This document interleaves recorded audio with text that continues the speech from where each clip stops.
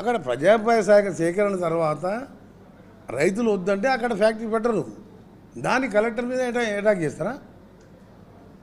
నీ ఎక్కడ చూస్తలేదు, విచిత్రం ఫస్ట్ టైం చూస్తున్నాం. ఎంత బరితెగి ఫ్రస్ట్రేషన్ ఉందంటే అధికారం పోయి ఒకవైపు కేసులు మీద పడుతుంటే ఇక లాభం లేదని చెప్పి దౌర్జన్యాలకు దిగే స్థాయికి వచ్చిండు అని చట్టం తన పని తాను చేస్తుంది. ఎవరైనా సరే, కేటీఆర్ ఉన్నా సరే, అక్కడ ఎక్స్ఎమ్మెల్యే సరే, ఈ రేప్ కేసులు ఉన్న సంతోష్ ఎవరైనా సరే తప్పకుండా రిపోర్ట్ వచ్చిన తర్వాత కాల్ డేటాలు తీసి వాళ్ళంతటా వాళ్ళ వాట్సాప్గా చాటింగ్లు అని అన్నీ ఎంక్వైరీ నడుస్తుంది. దాని తర్వాత ప్లాన్ ప్రకారం చేసిన వాళ్ళని చట్టపరంగా త్వరలో చర్యలు తీసుకున్నాం. ఇక ముందు ఇలాంటి సంఘటన ఎక్కడ జరగకుండా చూసుకుంటాం. ముఖ్యంగా ఉద్యోగాలందరూ కూడా ఇలాంటి సంఘటన ఖండించాలని మరొకసారి విజ్ఞప్తి చేస్తున్నాం. అందుకనే మన జిల్లాలో దొంగలే ఎక్కుండ్రు, అందుకనే మన జిల్లాలో మాజీ ఎమ్మెల్యేలతో పాటు ప్రభాకర్ రావు కూడా వస్తారు. ఆ ట్యాపింగ్ వస్తే మొత్తం ఇక ఆ పార్టీలు దాదాపు 70% మంది జైల్లోనే ఉంటారు. ఆ ఫ్రస్ట్రేషను, F1 ఫార్ములా స్కాము, ఓట్ల స్కాములు ఇవన్నీ ఉన్నాయి. ఒకటి కాదు, రెండు కాదు.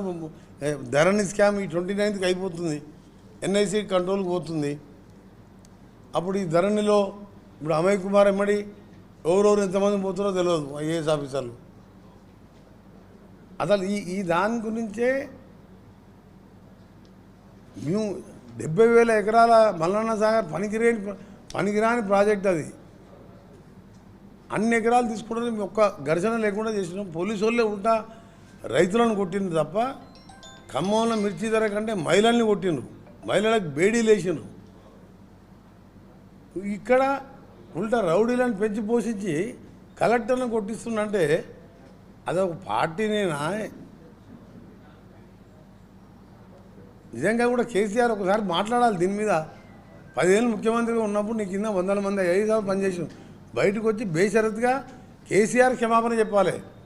కేటీఆర్ మద్దతు పలుకుతున్న ఉద్యమానికి అంటే ఇంకా కొట్టురు అన్నట్టు. కనీసం ఆయన కంటే లేదు. నువ్వు 78,000 పుస్తకాలు చదివినావు. ప్రజాస్వామ్యంలో IAS అంటే ఏంది, IAS పాత్ర ఏంది, వాళ్ళు ఎంత కష్టపడితే IAS ఇవాళ సెలెక్ట్ అయ్యి ప్రజలకు సేవ చేయడానికి గ్రామాలలో రాత్రి మొదలు తిరుగుతుంటారు. ఇలాంటి దాన్ని కూడా కేసీఆర్ ఖండించలేదంటే అసలు మానవత్వం మంట కలిసిపోయింది అన్నట్టు. ఇప్పుడు నిజంగా ఆఫీసరు అంత ధైర్యంగా పోలీస్ బందోబస్తు అవసరం లేదు, నేను రైతులను మాట్లాడతా, రైతులు నన్ను రమ్మన్నారని చెప్పి వీడెవడైతే రౌడీ షీటర్ తీసుకుపోయిండో పోలీసులు లేకుండా పోయిండు ఆయన. చాలా తీవ్రంగా ఖండిస్తూ నిజంగా కూడా మొన్న ఇన్సిడెంట్ జరిగినప్పటికెళ్ళి TRS పార్టీ అన్నా వాళ్ళ నాయకుల పేర్లు తీసుకోవాలన్నా అలర్జీ అనిపిస్తుంది.